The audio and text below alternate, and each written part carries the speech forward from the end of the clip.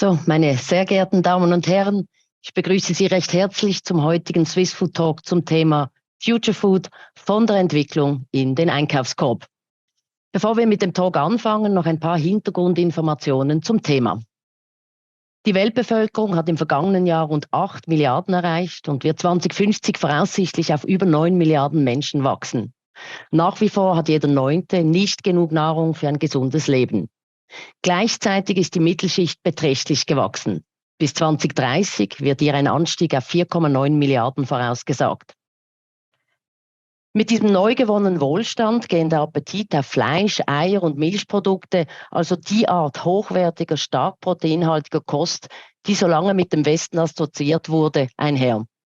Gleichzeitig hat die Tierhaltung als eine der größten Treibhausgasquellen enorme Auswirkungen auf die Umwelt.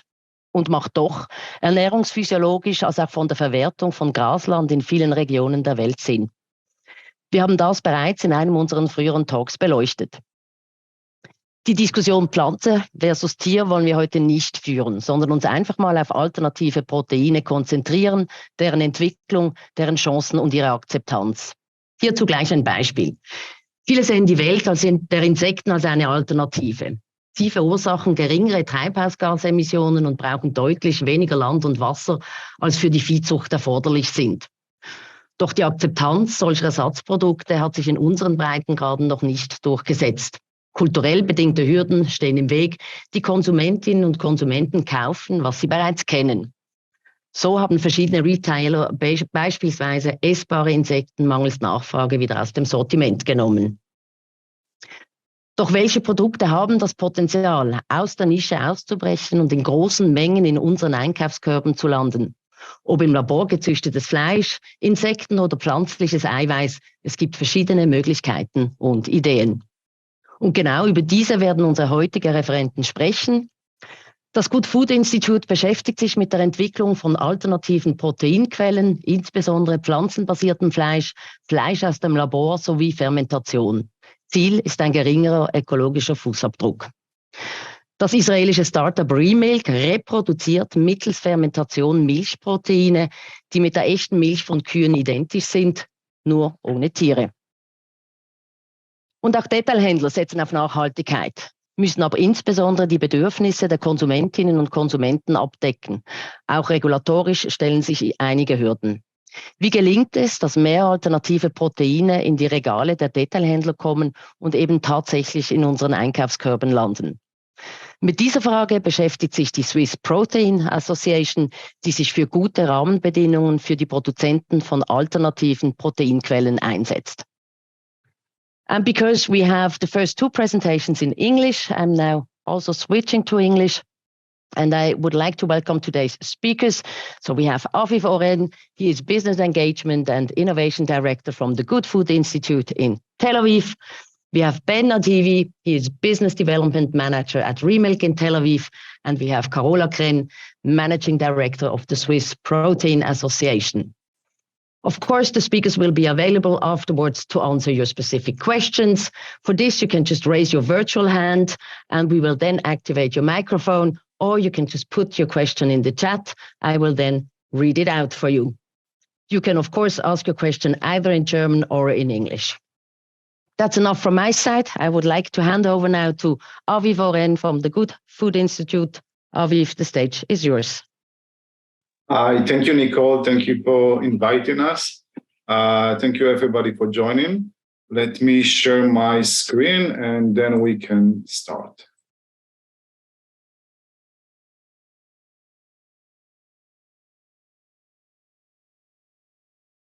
Okay, so hello, everybody. My name is Aviv, and I'm leading the business engagement and innovation for the Good Food Institute in Israel. And today I'm going to try and give you an overview of the alternative protein ecosystem in a global perspective, but also we will share more what's going on in the Israeli ecosystem. But before we dive into the alternative protein ecosystem, let's discuss a few facts that involve our food systems and why we urgently need to change it. And it will be a good base for our discussion today.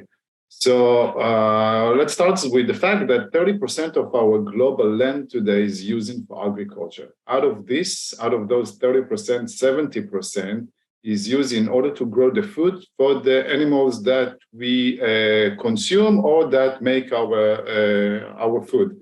So quick equation and quick calculation, if the world population is growing and meat and dairy products are in high demand and expected to double, there is just not enough land in order to produce the food that we consume today. So we need to change the way that we make the food. And another way to look at this is to look at the inefficiency. This is how much calories we put and how much calorie we get. So, for example, if we take beef, we put 34 calories in order to grow the entire cow, and the conversion rate is only 3%. We only get 1 calorie out. The rest is the energy that the animal uses in order to grow, to walk, to develop their muscles, and to breathe. And not to mention the water consumption, 15,000 liters. So this is when we are talking beef. When we are referring to chicken or pork, those conversions are slightly better. There are other reasons that affect our reasons in order to be involved in these types of industry. For example, global greenhouse gas emission. The food system is responsible for 14.5%. There are new numbers that are discussing 18%. This is more than the entire transportation industry. Only the aviation industry emitting 1.9%. And the animal agriculture food system is more than 15%. It's also the number one user of fresh water, the number one cause for deforestation, and a major health risk now that the world has a better understanding of how global pandemic can hurt the entire way we live, we commute, and the entire supply chain. 70 to 80% of the antibiotics is used in the animal agriculture industry, and many times as a prevention and not even as a treatment. All of this is not enough in order to stop the demand for food, dairy, eggs. And this is going to double in the next couple of years, mostly because people from the countries that live in lower economic status are moving to higher economic status and are consuming more and more meat and dairy. So same as we look at the energy sector, this graph shows the consumption of energy, and we don't expect people to drive less or to use less energy. We are starting to produce them renewable energy, and governments and industry and investors are investing in sustainable energy sources. So same way we want to look at the food system. We need to invest in order to recreate the food system and to develop new proteins.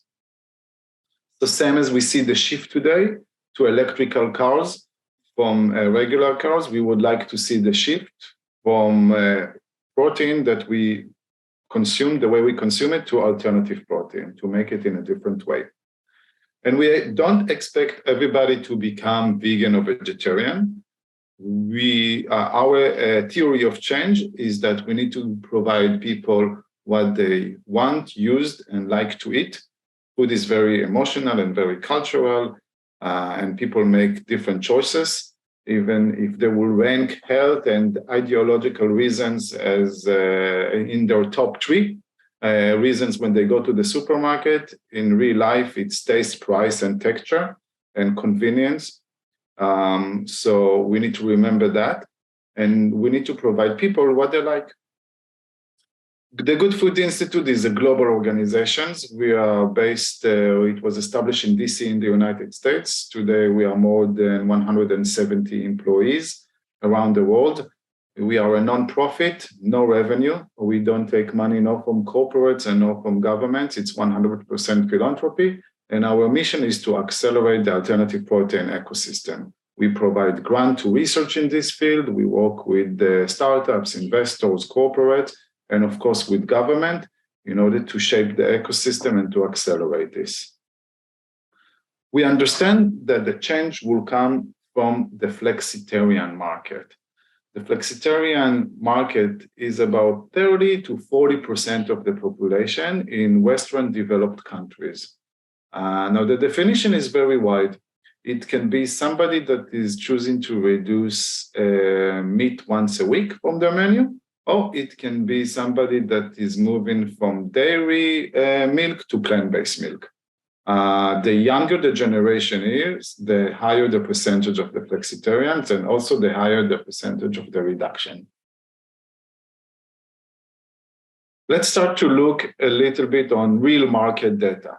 So this data is from the US market. It's a 2 years data, summarized 2020 and 2021. The reason it's 2 years, it's to minimize the COVID effect of retail trends in consumptions. So we see that the plant-based milk is the leading category in the plant-based categories, and it's already 16% of the entire milk market in the US. The growth rate is 20% for this. We see that plant-based meat, for example, is lagging behind, and it's only 1.4%.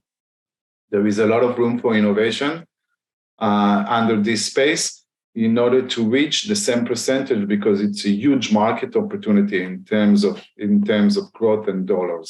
We also see a major opportunity in cheese, yogurts, and all kind of other animal-derived product. But definitely the plant-based milk is the leading category today. The number in Israel, for example, are very similar. The plant-based milk market, it's 15.7%. This data is for 2021. I can tell you that the data for 2022, we see an increase. It's close to 18%. And for the first time, not for the first time, but this year, the milk market in Israel was in stagnation, the animal-derived milk. And the plant-based milk is still growing to 18% market share. In the plant-based meat, for example, in Israel, it's 6.4% out of the total meat market. So we see very similar numbers also in European Western country when we analyze these types of market penetration.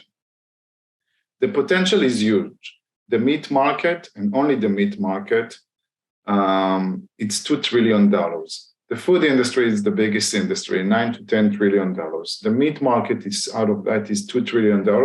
And analysts expect that plant-based or cultivated or fermented meat will be around 6 to 24% of the meat market within the next 10 years. So this is a wide range, but it's depending on how fast cultivated meat will enter the market in terms of regulation. We just saw last month that the FDA approved for the first time cultivated meat. So this is a green light for this type of technology. And in terms of market share and scale up, that it's a little bit challenging for those types of new technologies. When we look at the alternative protein landscape, we can divide it to three major technology: plant-based, fermentation, and cultivated. Plant-based, it's the most familiar one. We can see many products in the supermarket. Already, fermentation, we have Ben from Remilk. He will discuss precision fermentation as a good example from a company that is using precision fermentation in order to create dairy products, and cultivated. Cultivated obviously refer to cells, most of the time stem cells that we take from the animals, and then we grow them in bioreactors until we can grow the entire stack or the different part that we would like to eat. And we have different types of cultivated meat companies. We will discuss it very soon. There is no winner. There is no that one technology will win over the other. It will be a lot of hybrid product that will work together, and many companies in this young industry will join forces and will create hybrid product. Many of the cultivated meat product that we will see in the near future will be hybrid product between plant-based and cultivated, for the reasons that they want to scale faster to the market in terms of price parity and in terms of production scale. Precision fermentation is another great example of producing a specific protein using a microorganism as a host, as a manufacturer. We put it in fermenters, let it multiply, and then we isolate the specific protein that we want to use. In the example of Perfect Day or Remilk, it's a dairy protein. In the example of Impossible, they recreated the heme protein in order to give the meat taste to their burger. In the plant-based and maybe most known category, there are different ways to create innovation. One is to expand our sources of protein in terms of crop optimization. We have people from Syngenta, from Bayer here. The most common crop that we use for plant-based product is soy, by far. Why? Because of its price, because of the supply chain coming from feedstock. But it's a great source of protein, but there are different protein today that can be used. If it's pea, if it's chickpea, if it is other types of protein that can be used for different taste, different functionality, for dairy product and for meat product. So there are also companies working in order to increase and to create innovation in that space. And the most common protein used today is pea protein, used by Beyond Meat, and soy protein concentrate used by Impossible. And of course, there is also innovation in terms of how to create the right texture. Some of the companies will use high moisturized extruders. Some of them will try to use 3D printing technique, solid state fermentation, different techniques in order to create the final texture of the product. In terms of sustainability, so when we analyze, by the way, all the different three technologies, cultivated, fermentation, and plant-based, we see a major reduction in greenhouse gas emission and land use, and of course, water use. Those examples are from real numbers taken from Impossible and Beyond Burger of almost 90% reduction if we compare it to meat, and almost 87 in the case of Impossible, 99 in the case of Beyond in terms of water use. So this is how this industry looked several years ago.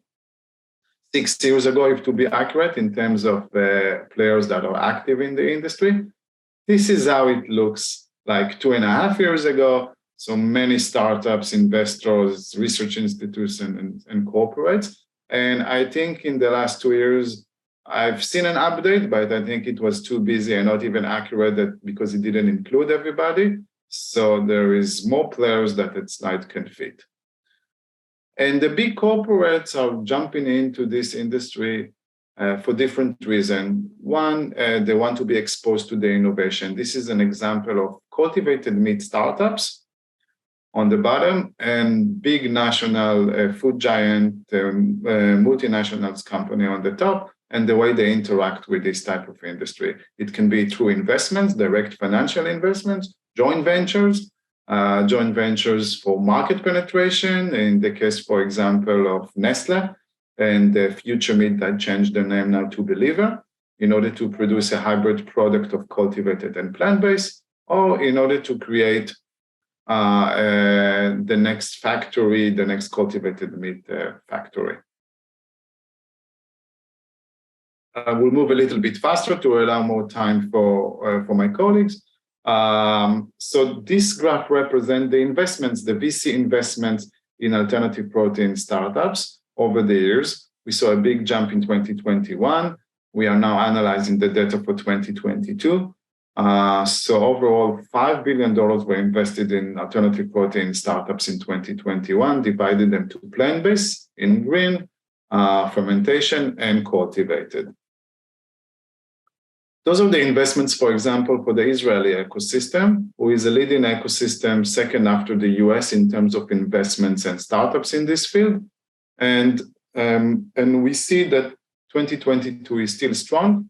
This is H1 2022, despite the market slowdown. So this is a comparison by countries in terms of H1 of 2022 investments in alternative protein, breaking down to country and breaking down also to technology of plant-based fermentation and cultivated. We see obviously the United States is leading the way, then Israel, China, Singapore, France, UK, and more countries are now joining the race. And many countries are joining this race also for the reason of food security. For example, Singapore is investing heavily in this industry for food security reasons. The alternative protein ecosystem is already 70% of the food tech industry in Israel in terms of investments and venture capital money that is going for startups. And also it attracts much of the motivation and the attraction from entrepreneurs that are looking to establish new companies. Other obviously topics in the food tech scene can be packaging, sugar reduction, and so on. This is just a few examples of startups that led the largest deals in H1 2022. We have Redefined Meat that is working on a whole cut steak, 3D printed from plant-based. We have Remilk that you will hear today. We're working on precision fermentation for dairy product. Future Meat, again, rebranded to Believer, creating cultivated meat. And Aleph Farm also creating cultivated steak, trying to create a cultivated all-cut steak, also coming from Israel. We have now there is even 58 startups in Israel working in different types of technology, different types of sectors. We will not get into that, but everything you can read on every single one of them on our innovation report that you can download from our website.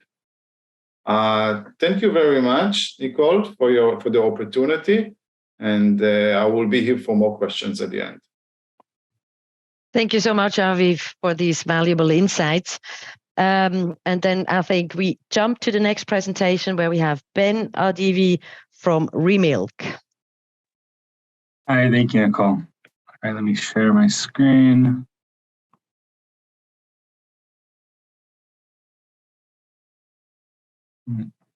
Sorry.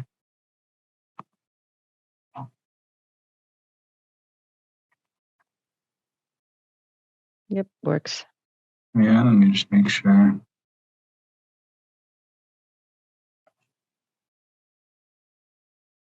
Perfect. There we go. Okay. So thank you, Aviv, for the intro. GFI does great work on mapping out the alternative proteins worldwide, and especially in Israel. And I think we have a bit of overlap in our slides, so we'll skip over or dive deeper into each segment.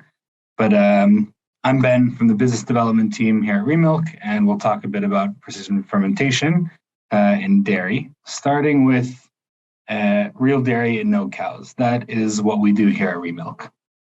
Before I get into how we do what we do, I want to dive deeper into why we do what we do, and starting with the climate crisis that Aviv spoke about, looking at the issues in our unsustainable food systems. It's about 30% of emissions are coming from our unsustainable food systems, and about half of that comes from the animal-derived proteins that we consume.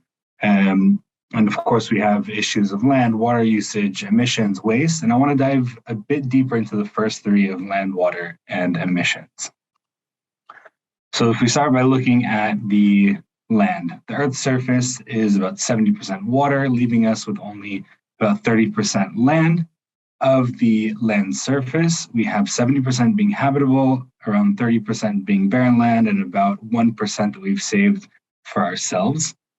Of the habitable land, about 50% is used for agriculture. The other half is forests and shrubs, which is also shrinking. And of the agricultural land, nearly 80% is used for animal livestock, converting to only under 20% of the global calorie supply, which is an extremely inefficient use of land. I want to go back to the habitable land for a second.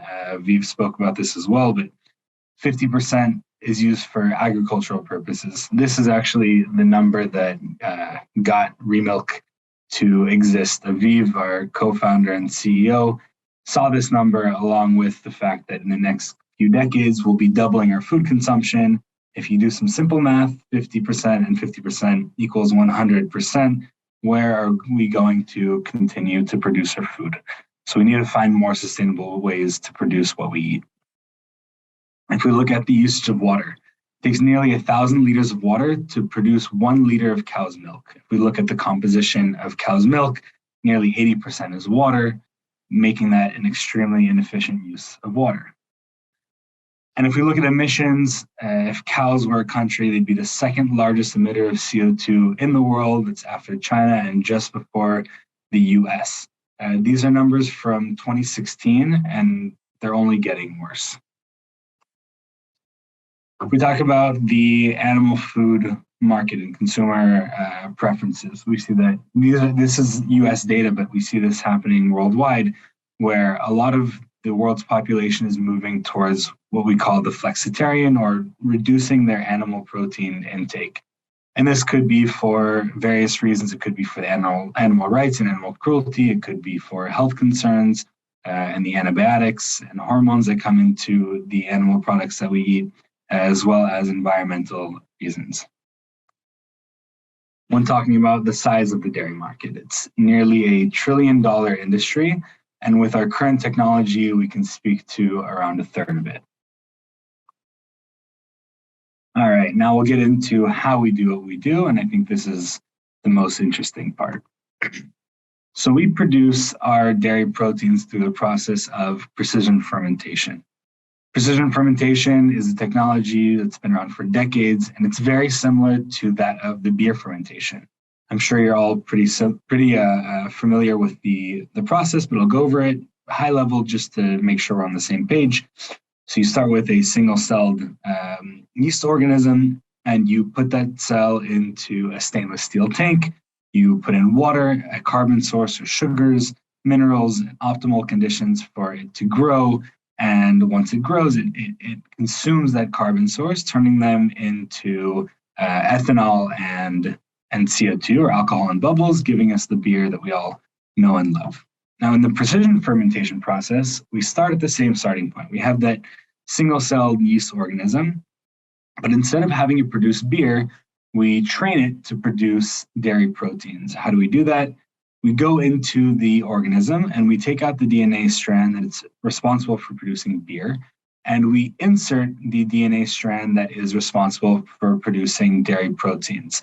This is the DNA strand that comes from a cow, not from an actual cow. This is actually taken from an online source of code and inserted into the cell. And once it has that code, it now has a new instruction manual. And instead of producing beer, we'll produce whatever we ask it to produce, in this case, dairy proteins. And then we go through the same process, take that single-celled organism, put it in a stainless steel tank, add water, carbon source, optimal conditions to thrive, and the yeast multiply, consuming that carbon source and converting them into dairy proteins.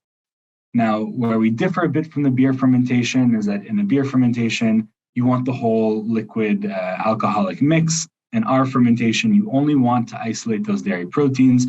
So you go through a process of isolation and filtration until you're left with a very fine white powder that can then be formulated into whatever dairy products food companies know how to make today. They could be cream cheese, ice cream, yogurt, and the likes.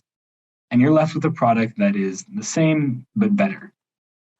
So it's the same in its experience and its texture, its mouthfeel, but better in multiple ways. And we'll start with how it's better than traditional dairy. So we'll start with the fact that it is 100% animal-free. We never touch a cow in our entire process. Going to the health benefits, we're looking at cow's milk that has lactose, which about 70% of the world's population has some sort of intolerance to, cholesterol, growth hormones and antibiotics, which find their way into our final products that we eat, and we don't want that. If we look at the environmental impact, is that we use a fraction of the environmental resources needed to produce cow's milk in the traditional manner. And if we look at how Remilk compares to plant-based products, in plant-based products, you have protein that comes from plants, which tastes like plants. Now, I'm not saying that these products are necessarily bad, but if you want a creamy cream cheese to taste like traditional cream cheese, it shouldn't taste like soy or pea. So because we're using bioidentical proteins, our products taste just like that of the traditional animal counterpart. If we look at the nutritional facts, you see that Remilk is using the same protein inclusion rates that you have in other traditional products, whereas plant-based proteins typically, because they have planty, not so tasty off flavors, plant-based companies will typically use less protein and more starches to fill their products.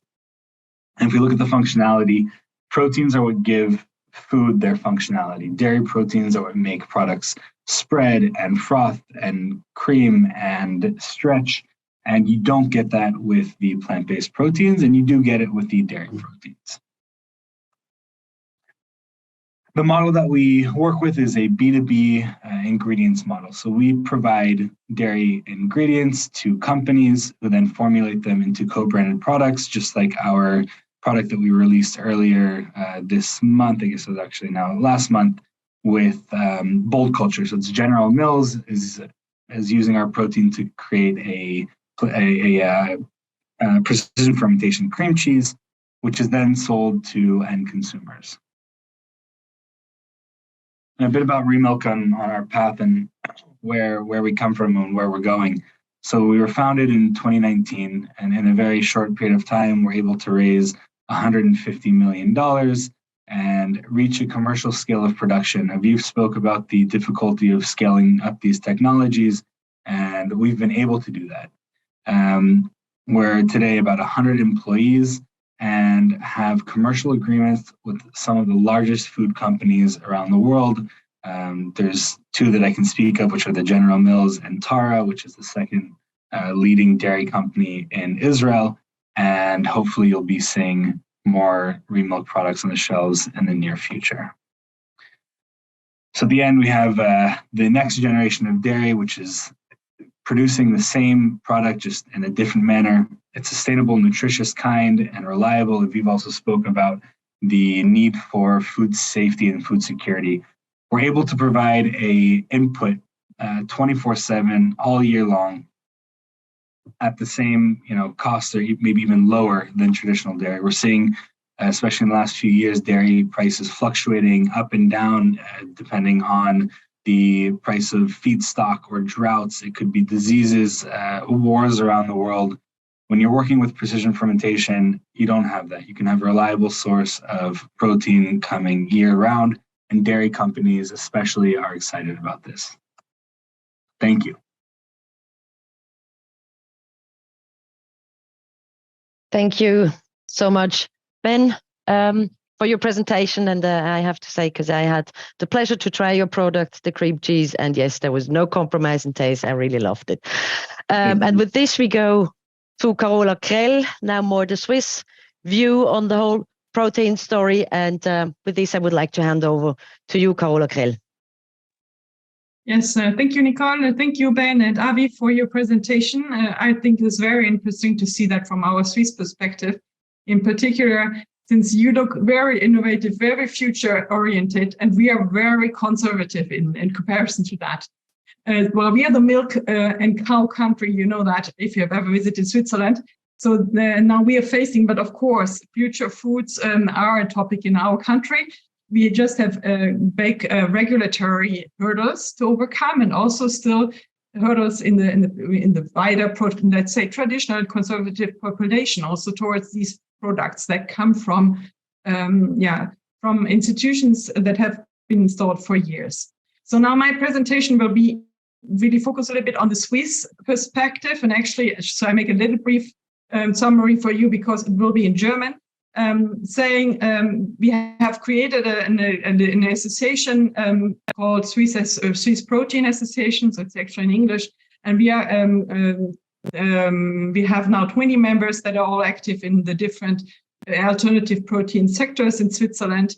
And our big mission is to make this topic, let's say, more suitable for the Swiss population, more suitable for the Swiss authorities and political persons and parliamentarians. We need to overcome lots of regulatory obstacles in order to get new products on the market. And we are battling for the moment still only for the information about these products. So we are not allowed, of course, to say planted milk or planted chicken. This is even going now to the federal court in Switzerland because there's still let's say the opinion that this kind of denominations is misleading the Swiss consumer. This does not help this industry, of course. This does not help to to make this change to a more durable nutrition and a different system from what we have right now. And the second flagship of the association is also the regulatory side. So this is what you are presenting in your particular case is also with the new technologies, new products we need to develop. And this is very strictly regulated in Europe. Switzerland is following the system. And we have, for the moment, actually, this is blocking innovative companies because there's no view how we can go on the market, just like you have done that in Israel or in other countries. So I'd be happy to ask you some questions about this, how you've done that. But now I present quickly the Swiss Protein Association in German. Guten Tag zusammen. Ich werde jetzt auch meinen Bildschirm teilen und Ihnen kurz die Swiss Protein Association vorstellen. Ich bin selber Rechtsanwältin ist das richtig? Ja. So. Ja, sieht alles prima aus. Ich bin die Geschäftsführerin der Swiss Protein Association und bin selber Rechtsanwältin in Bern. Meine Kanzlei heißt Foodlex und ich bin spezialisiert im Lebensmittelrecht und kenne mich also eigentlich aus mit der Zulassung von neuen Produkten und auch mit der Zulassung insgesamt von Lebensmitteln auf dem Schweizer Markt. Die SPA wurde gegründet vor fast 2 Jahren von unter anderem 2 Gründungsmitgliedern, die hauptsächlich in der Fleischwirtschaft tätig sind. Ich komme noch darauf. Es ist ganz klar ein Wille gewesen, sich in diesem Bereich zu organisieren und eine Interessensvertretung zu haben, damit halt auch die alternativen Proteinquellen wie eine Stimme bekommen. Seitdem ist der Verband extrem gewachsen und ich möchte Ihnen gerne kurz hier vorstellen, wofür wir uns einsetzen und wie wir verbandelt sind. Die Swiss Protein Association setzt sich für Rahmenbedingungen ein, dass alternative Proteine und vegane Ersatzprodukte ihren Beitrag zu einer nachhaltigeren Welt liefern können.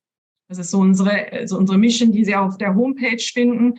Dabei geht es uns darum, dass es eigentlich alternative Produkte wirklich von der Wertschöpfungskette von Anbau bis Endprodukt. Wir versuchen dort wirklich alle, sagen wir mal, Spieler in der Wertschöpfungskette auch zu vertreten. Wir haben auch einen direkten Austausch mit dem Schweizer Bauernverband zum Beispiel, die sich auch in diesen neuen Trend eigentlich mit einbringen möchten. Ich komme darauf noch dazu, aber es ist ganz klar, dass wir versucht haben, hier uns in den ersten Monaten zu vernetzen, uns bekannt zu machen, mit den entsprechenden bereits bestehenden Institutionen auszutauschen. Wir haben auch Austausch oder kennen, sage ich mal, die Gegner der Industrie, nämlich wir kennen den Schweizerischen Fleischfachverband und wir kennen auch den VMI, ist die Milchindustrie. Das ist ganz wichtig, dass man natürlich auch versteht und da auch Verständnis trifft, um eben die Interessen gemeinsam vorwärts zu bringen. Dazu gehört eben, ja, Alternativen bedeuten Veränderungen und das erfordert eben, kann Angst machen, aber das erfordert eben auch vor allen Dingen einen objektiven Dialog, das ist uns ganz wichtig, und auch einen ideologiefreien Dialog. Nicht, dass man gleich sagt, Alternativen sind einfach schlecht, weil sie alternativ sind oder weil sie neu sind. Und das merken wir in diesem Bereich immer wieder und dazu machen wir ganz viel Informationen.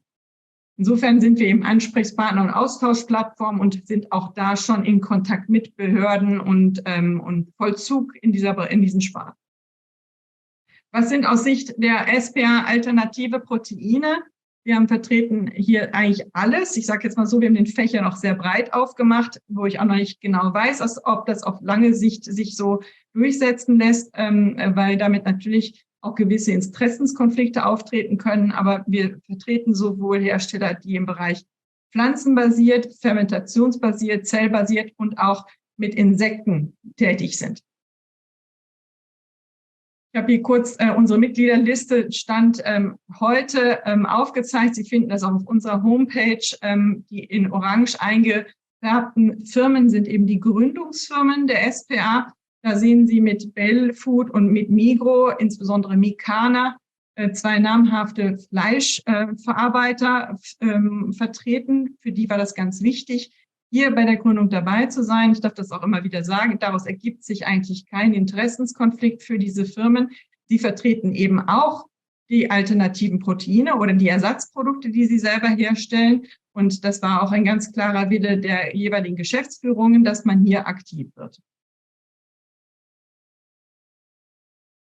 Was macht die SPA? Wir haben verschiedenste Aktivitäten, um vor allen Dingen auch unsere Mitglieder zusammenzubringen und über die Themen, die wir vertreten oder die in unserer Mission liegen, zu informieren. Wir haben letztes Jahr 3 Stammtische abgehalten und haben für das Jahr 2023 auch wieder 3 Stammtische organisiert, wo wir unsere Mitglieder aber auch öffentlich einladen. Eigentlich grundsätzlich ist die Tür offen. Der nächste Stammtisch findet schon nächste Woche in Kemptal zum Thema Ernährung und Gesundheit und alternative Proteine statt. Da gibt es auch viele Fragen, die sich stellen oder viele Fragen, die gestellt werden. Den zweiten Stammtisch im Mai halten wir zum Thema Cultured Meat und den dritten Stammtisch dann im Oktober zur Frage der Rolle des Detailhandels in der Schweiz bei eigentlich zum Thema oder Förderung der alternativen Proteine. Und am 20.09.2023 organisieren wir den Tag der alternativen Proteine. Das haben wir im letzten Jahr auch schon gemacht. Das war im letzten Jahr aber noch sehr klein gehalten. Die Idee ist, dieser Tag ist eigentlich gerichtet an die Gastronomie und die Betriebskantinen mit dem Aufruf, dass man an diesem Tag doch mindestens ein alternatives Menü anbietet. Also eigentlich ein vor allen Dingen pflanzenbasiertes oder veganes oder vegetarisches Menü. Und unsere Mitglieder unterstützen das allenfalls mit Produkten, wenn die jeweiligen Institutionen da keine Möglichkeit, andere Beschaffungsmöglichkeit haben. Wie sieht es jetzt in der Schweiz aus? Gestern ist von Coop der neueste Bericht zum, das heißt so Plant-Based Food Report, so nennen die ihn, veröffentlicht worden. Da können Sie wieder neue Zahlen nachlesen. Der Bericht ist öffentlich einsehbar auf die Coop-Webseite. Auch in der Schweiz nimmt der Anteil der Konsumenten, die auf pflanzliche Ersatzprodukte umsteigen, also entweder diese Flexitarier, wie Ovi sie genannt hatte, oder eben auch Substitarier, immer mehr zu. Also das Steigen zu, das kann man sehen.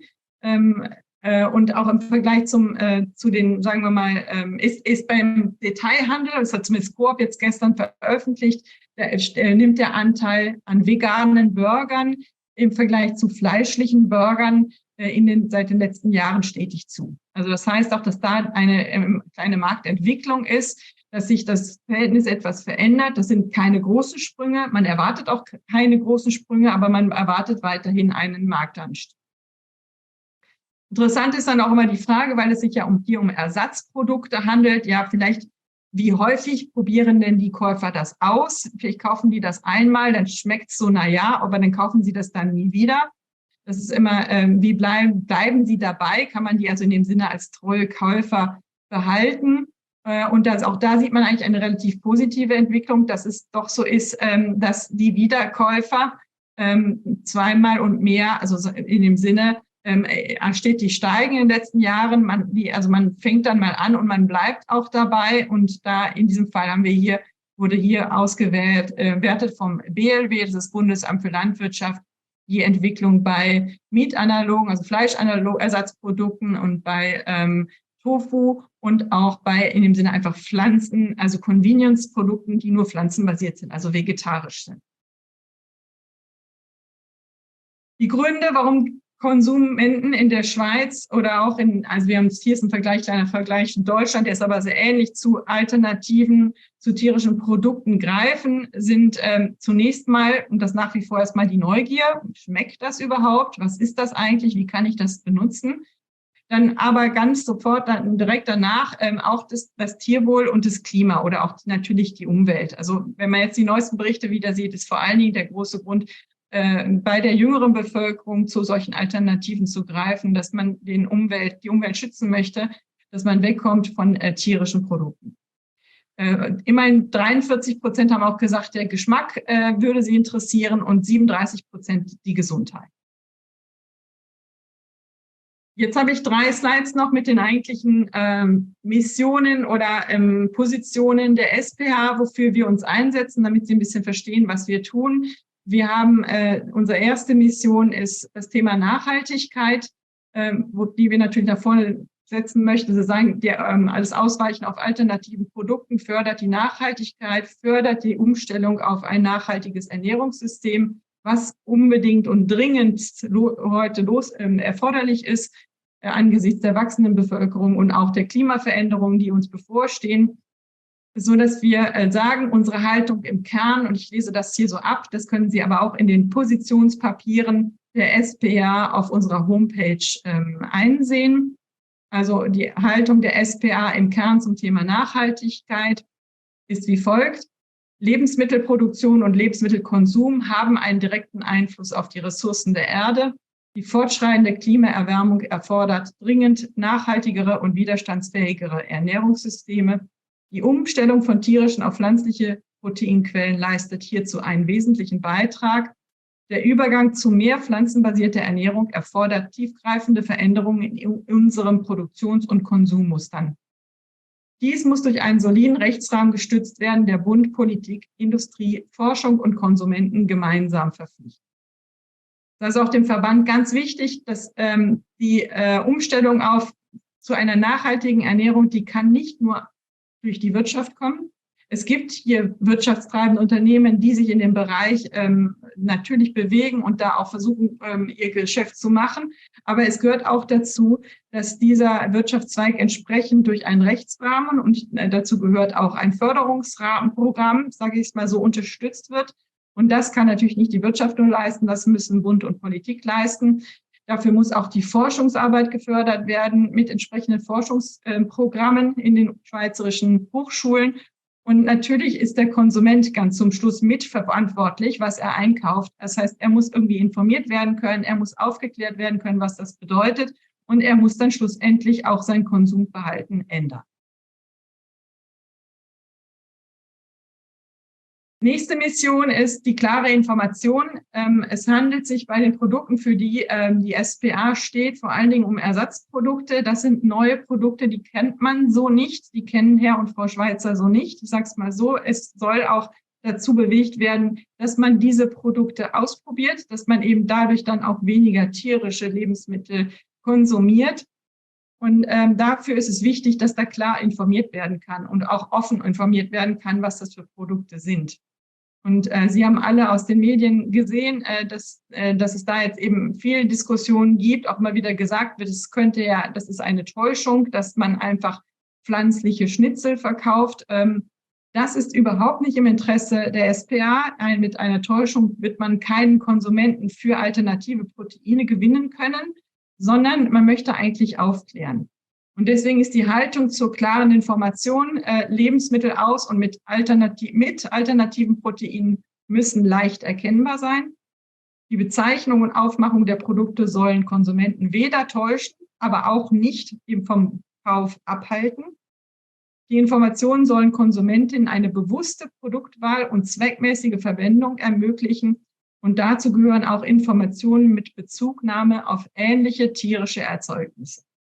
Also unsere Mitglieder sind eigentlich davon überzeugt, dass man dem Konsumenten heute noch sagen kann, heute sagen muss, welche eigentlich bekannten Produkte mit diesen Alternativen ersetzt werden und auch wie der Konsument in seinem täglichen Konsum oder in seinem täglichen Kochen in der Küche die Produkte verwenden kann.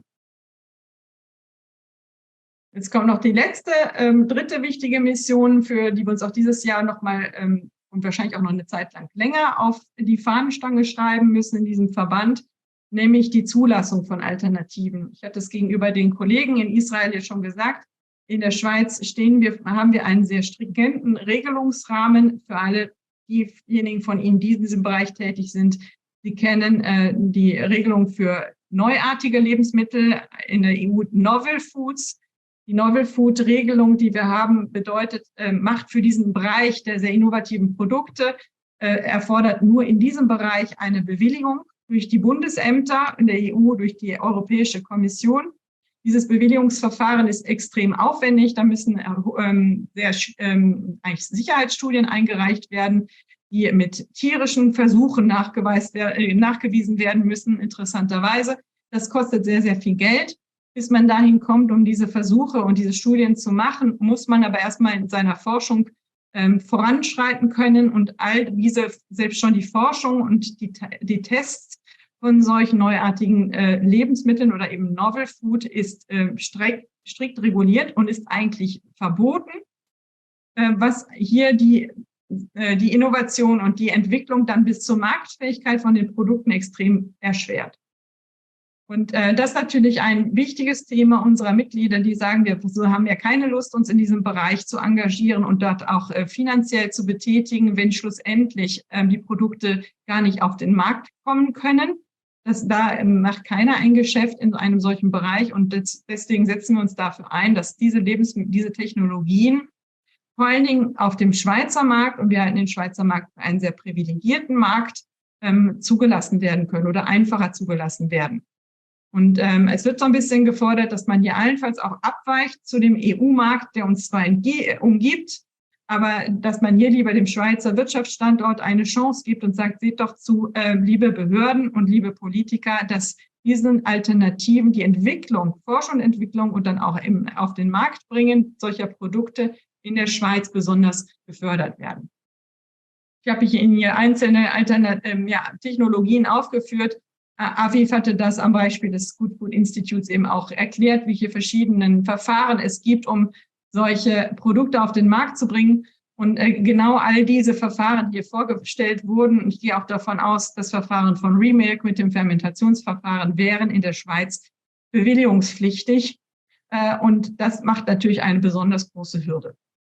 Insofern setzen wir uns dafür ein, Zulassungen und erforderliche Rahmenbedingungen dieser zukunftsorientierten Entwicklungen zu fördern und fordern auch da einen ideologiefreien und objektiven Dialog zwischen allen Akteuren, und dazu gehören auch die Bundesbehörden und die Parlamentarier und Politiker.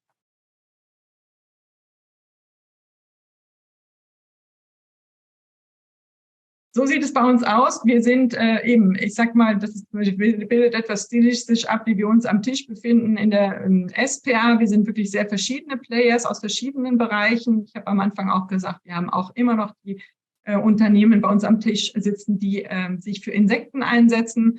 Frau Borrell hat am Anfang gesagt, die Insekten werden tatsächlich in der Schweiz nicht gegessen. Ja, das stimmt. Sie werden aber verfüttert. Und das ist auch eine gute Futterquelle, alternative Futterquelle, die uns wiederum dann über natürlich die Fleisch, sagen wir mal, kann man dann sagen, über die tierische Lebensmittelproduktion zugutekommt, die wir auch nicht ganz außer Acht lassen möchten. Also die SPA, das muss ich mir auch noch betonen, ist auf keinen Fall gegen Fleisch oder Milch. Ganz so extrem sind wir nicht, können wir auch aufgrund unserer Mitglieder nicht sein. Das ist wahrscheinlich auch nicht zukunftsträchtig. Wir wollen aber eine Gleichberechtigung für diese alternativen Proteinquellen oder Proteinprodukte, ähnlich wie heute Fleisch und Milch in der Schweiz gefördert werden.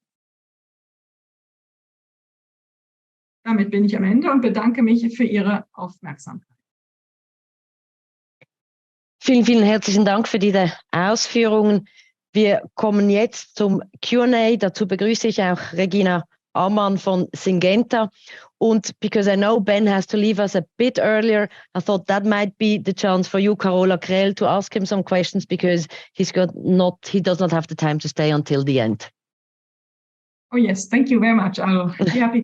And my question is to you. I know Remilk a little bit, but you're active in Israel, I think also in other countries. Have you never faced any regulatory problems with your products? Yeah, great question. So we of course we're facing regulatory, I wouldn't call them problems, it's regulatory hurdles that need to be passed. So in the US, we have our self-affirmed GRAS approval, which gives us the opportunity to be selling commercially in the States. Like I said, we have a partnership with General Mills, one of the largest food companies worldwide, very, very big player in the States. But we do need to go through our regulatory approval. We are a novel process, not a novel food. So the novel process is that we're using precision fermentation. It's not really a novel process. As Aviv also explained, it's been used for producing rennet, which is in over 90% of cheeses that we eat. It's been used for antibiotics, for many of the pharmaceutical applications as well. But this is just about the first time that it's being used for an alternative protein application. So we are going through regulatory processes in the States with EFSA as well, and around the world. We're happy that we're going through these processes because there is a lot of, when you come with a new technology, you have people who are going to be skeptical of it. And when you have regulatory arms who take 2 years to go through this process and really deep dive into each part of it and make sure that it's safe and can be consumed widely, then that gives us the assurance. It gives we know that our protein is high quality and pure, but we want to make sure that everybody else knows that as well. So when you have third parties to check your regulatory process, then this is a great way to make sure that everybody knows that it's new technology, but it's safe and can and will be consumed worldwide.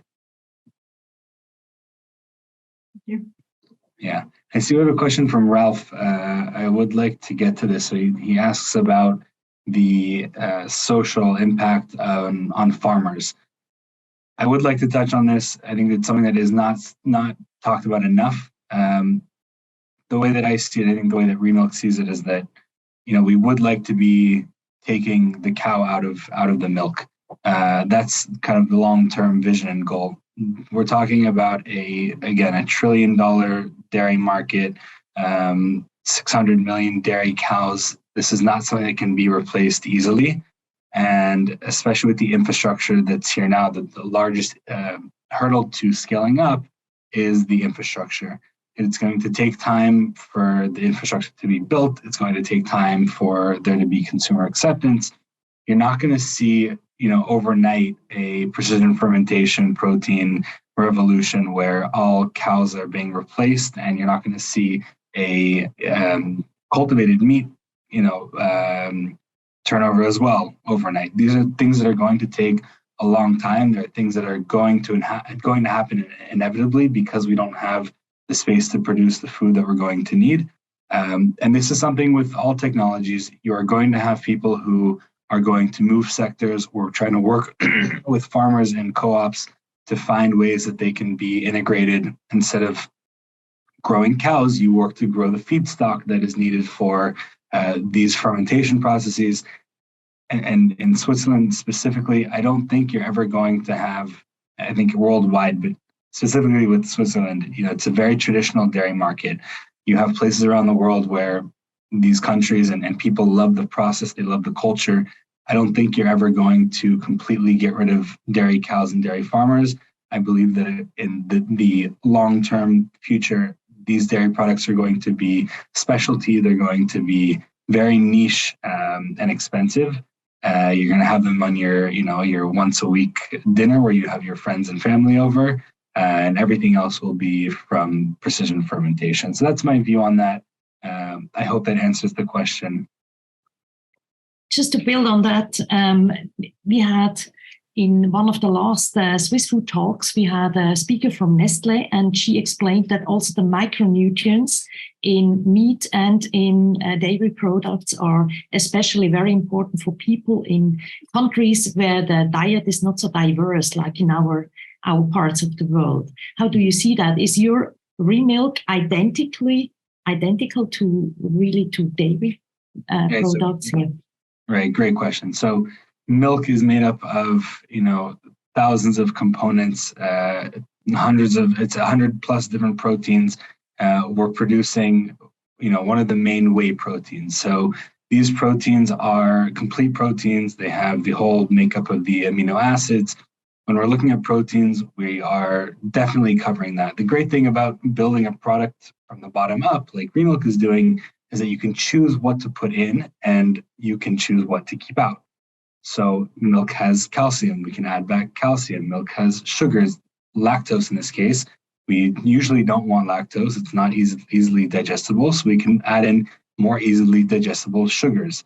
You can keep out, like I said, the antibiotics and hormones that are finding their way into just about every meat and dairy product that we're seeing on the shelves. So bioidentical in the protein, definitely. We're able to add in, again, all the other nutrients needed. If you look at, if you were to look at milk on a milk carton, at least in Israel, and I think in most places around the world, it's going to say milk. It's not going to have all the ingredients that are, all the, the components that are in that milk. When you see a Remilk product, you're going to see it's starting with water, because milk is almost 90% water. And then you're going to see those ingredients that are added in. We work to be as clean label as possible. We work with our partners. At the end of the day, they're the ones making the final products. We give suggestions and they formulate, to what makes sense for them. But in their nutritional values, you can play with them however you like. You can make them higher in protein, lower in fat, lower in sugar. These are all things that we're seeing consumers asking for, wanting, and needing. You're able to build this product and make it identical to the nutritional values that you see in traditional animal milk. Thanks a lot. Thank you. Okay, I am going to have to go. Thank you so much for having me. And thank you so much. Bye. All right. Thank you. Bye-bye. Take care. Thank you. Bye-bye, Ben. So, wenn es noch weitere Fragen gibt, Sie können einfach die Hand aufheben, die virtuelle. Wir schalten Ihr Mikrofon frei. Oder Sie schreiben Ihre Frage in den Chat. Das geht auch.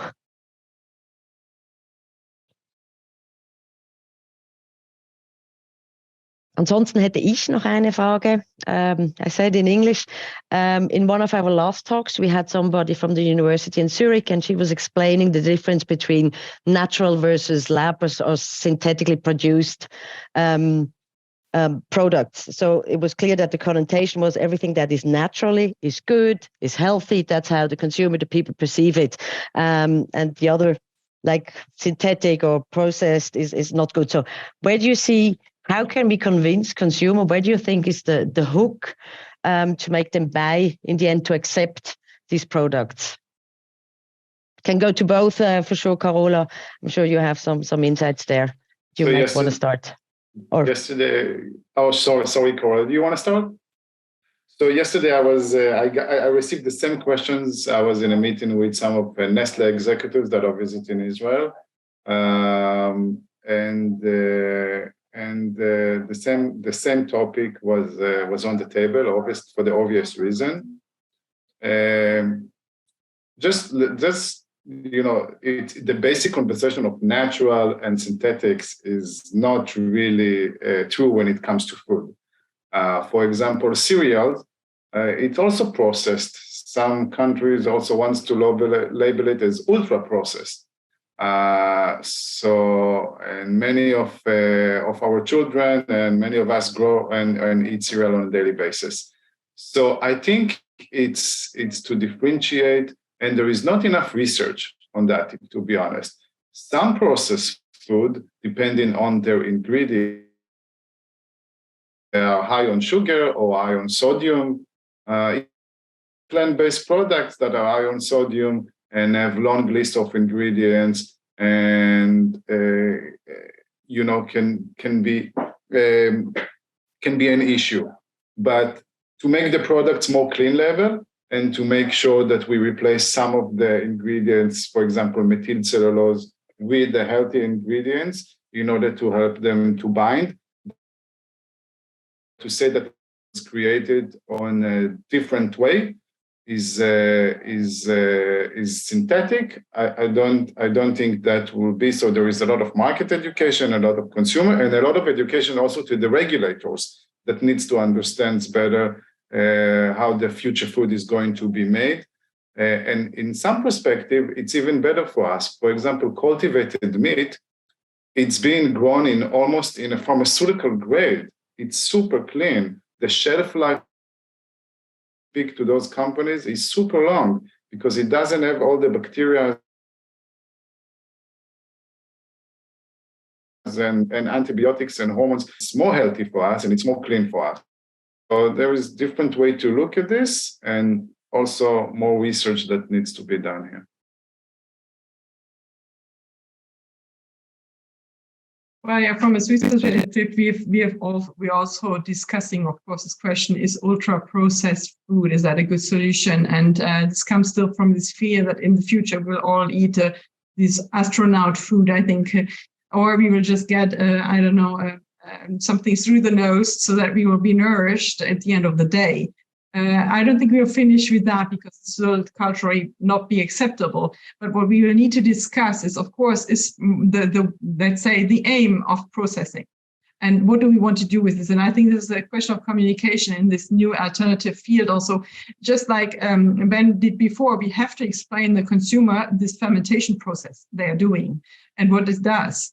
And just like we have to explain what the cow is doing to produce, or what everybody knows how a cow produces milk, but we have to explain how a cow is raised and what it needs to produce milk. So there's still some information so that the consumer then in the end can compare what they want. And also there's still lots of misunderstanding of why we need food additives, the technological function, and that it can actually be helpful in a household if you live in the city, that you can keep your foodstuff for longer than one day.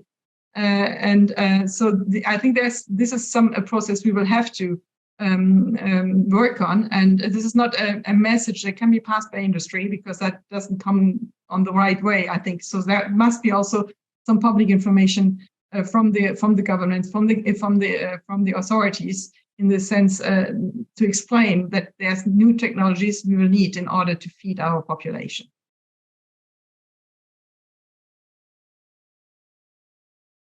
Thank you. Any other questions? Quickly check. You can use in the chat. There's a next question. Single-cell proteins are discussed as future protein source since the 80s. Why didn't these proteins to the market?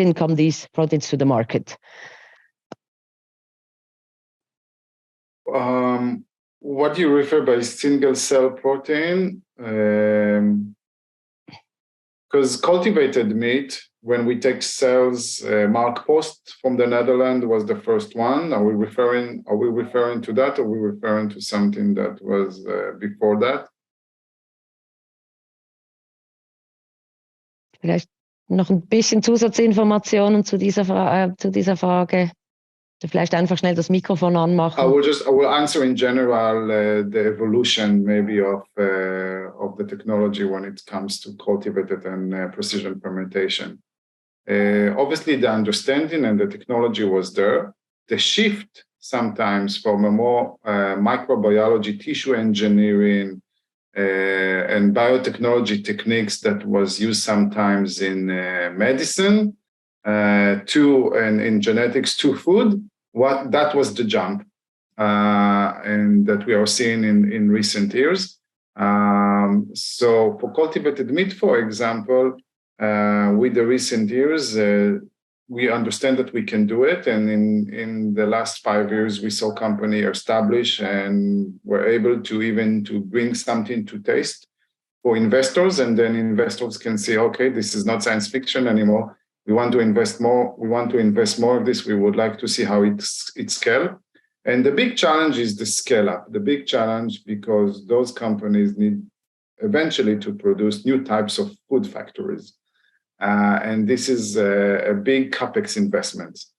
And some of the money will come from private investors. Some of the money will come maybe from governments that are looking to invest in those industries. And some of the money, I'm referring to the questions that we had here before, farmers, for example, dairy farmers in Israel are now looking at precision fermentation because they see that for the last 2 years, the milk industry is in stagnation.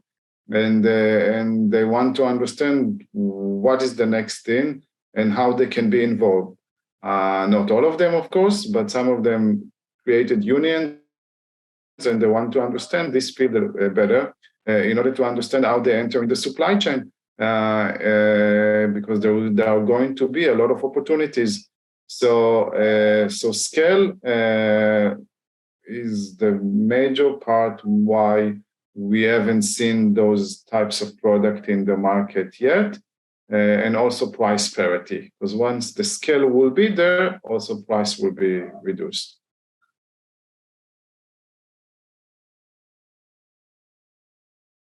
Noch eine Ergänzung allenfalls? I cannot really add something to this without knowing what technology we're talking about. But if the hint is that if it was at the market now, then we wouldn't have to discuss the novel food problem. Yes, I agree. But let's say in 1980s, apparently there was not enough pressure or not enough volume to invest in this area. But I cannot really say more than that. The question is now we are at the point that we can turn this, and the scale up, as Aviv said, is that is also frightening the population, that then maybe in some years we can produce in these containers, just like Ben showed us, in mass quantities that we cannot produce right now with our cows on the fields. And this is also something, of course, this is actually what we want to get to this point, but this is also, this will be a great challenge, a great change. And maybe, and hopefully in 20 years, we won't even ask from where the meat we eat or the meat we eat in our shelves come from. It will be cultivated meat, in my opinion, but we will then, as Ben said, celebrate the special Sunday when we eat real meat or we drink real milk from cows, which will be then like a gift, like for we can celebrate right now for Christmas or for a special occasion. But there's still a way to go there. Ja, und es gibt gleich noch eine nächste Frage direkt an Sie. Sie ist im Chat. Sie haben einige Punkte skizziert, bei denen Sie Änderungen in den Rahmenbedingungen fordern. Wo sehen Sie den größten Handlungsbedarf, um die Produktion von alternativen Proteinen für die Hersteller attraktiver zu gestalten? Ja, den größten Handlungsbedarf direkt sozusagen ist es schwierig. Es gibt eben die zwei Sachen, die ich aufgezeigt habe, die ich wichtig finde. Das eine ist die Kennzeichnungsproblematik, die zurzeit vom Bund extrem gepusht wird, eigentlich in die Richtung, dass alternative Produkte schlechter gestellt werden als die auf dem Markt bekannten oder befindlichen tierischen Lebensmittel. Das macht es schon nicht einfach. Und bei diesen neuen Produkten, die man auf dem Markt, muss man jetzt also extrem kreatives Marketing anbringen. Und ist eigentlich den sehr konservativen Behörden ausgesetzt, die einen da so ein bisschen zurückpfeifen. Das ist nicht so schön. Ich denke, diese Hürde können wir relativ schnell abstellen, vor allen Dingen mit der Zeit. Mit der Zeit wird sich das auch abstellen. Je mehr Produkte auf dem Markt sind, desto weniger wird sich die Kennzeichnungsfrage stellen. Das andere ist, wo man anknüpfen muss, ist unbedingt bei den Innovationshürden. Ich finde es sehr schade, dass sich viele Firmen in diesem Bereich betätigen und dann wird die große Novel Food Frage gestellt. Ja, da muss man ein Dossier vorbereiten. Das sind dann Investitionskosten mit vor allen Dingen ungewissen Ausgang. Und vorher schon darf man eigentlich mit diesen Produkten nicht proben. Das macht keinen Spaß. In dem Bereich investiert man da nicht, in dem Bereich forscht man dann auch nicht. Und da müssten eigentlich die Hürden aufgemacht werden. Das ist bei unserem Bundesamt aber auch angekommen. Wird leider immer da mit der Sicherheitsfrage diskutiert oder argumentiert, ja, das muss auch alles ganz sicher sein. Wir dürfen ja nicht die Konsumenten zu Testpersonen degradieren und die ein gewisses Risiko aussetzen, dass sie nicht wissen, was sie da jetzt konsumieren. Das ist sicherlich auch nicht im Sinne der Unternehmen, muss man natürlich immer sagen. Keiner möchte seinen Kunden vergiften oder gefährden. Und da die richtige Balance zu finden, das wird jetzt die Herausforderung sein. Ich weiß nicht, ob wir da ohne politischen Druck weiterkommen. Ich denke, da muss man wahrscheinlich da anknüpfen und sagen, wir brauchen hier jetzt eine Lösung, allenfalls auch unabhängig von der EU, weil es wird immer viel gesagt, wir müssen mit der EU gleichziehen. Das ist wahrscheinlich auch so, aber wenn man jetzt eben die Stimmen aus Israel hört und aus Singapur, müssten wir verstehen, wie das dort anders läuft, wie da das Sicherheitsrisiko eingeschätzt wird. Und dann kann ich mir gut vorstellen, wenn wir das argumentieren, dass man da einen Schritt weiterkommt. Aber auch das sind Mühlen, mahlen da auch langsam. Das ist sicherlich nicht in den nächsten Monaten der Fall. Wird eine Zeit lang dauern. Vielen herzlichen Dank. Und wenn ich aufs Timing schaue, looking at the timing, I think it's time to round this off. I would like to thank our guest from Tel Aviv, of course, Kaola Krell, for your contribution and these valuable insights. Herzlichen Dank, dass Sie Ihre Mittagspause mit uns verbracht haben. Ich freue mich, möglichst viele Zuhörer beim nächsten Mal wieder begrüßen zu dürfen. Sollten Sie noch Fragen haben, können Sie jederzeit über Swissfood mit uns Kontakt aufnehmen. Vielen herzlichen Dank, einen schönen Tag und auf Wiedersehen. Thank you, bye-bye.